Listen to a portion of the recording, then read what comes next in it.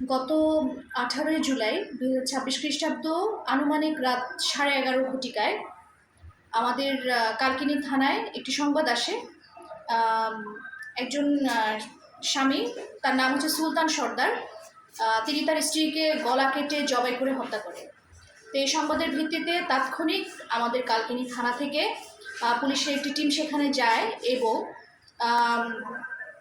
আসামি সুলতান সর্দারকে গ্রেফতার করে। ডিজিস্ট যিনি ছিলেন ওনার নাম হচ্ছে জবেদা বেগম। ডিজিস্ট হচ্ছে আসামি সুলতান সর্দারের স্ত্রী।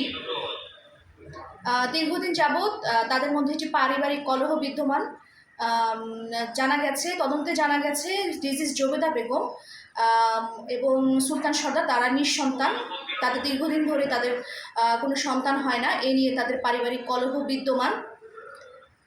এরই সূত্র ধরে গত রাত 18 জুলাই 2026 খ্রিস্টাব্দ রাত 11:30 ঘটিকায় সুলতান সর্দারের বসত ঘরে পারিবারিক কলহের কারণে সুলতান সর্দার তিনি একটি ধারালো দা দিয়ে ডিজিজ জবেদা বেগমকে গলা কেটে জবাই করে হত্যা করেন। এলাকাবাসী, স্থানীয় যারা আছেন তারা তৎক্ষণাৎ তাকে আটক করে রাখেন এবং কালকিনি থানা পুলিশের কাছে সোপর্দ করেন। ডিজিস্টের লাশটি আমরা তাৎক্ষণিক হচ্ছে গিয়ে সুরতহাল করে ময়নাতদন্তের জন্য আমরা মর্গে পাঠিয়ে দেই এবং হত্যা মামলা রুজু হয়েছে।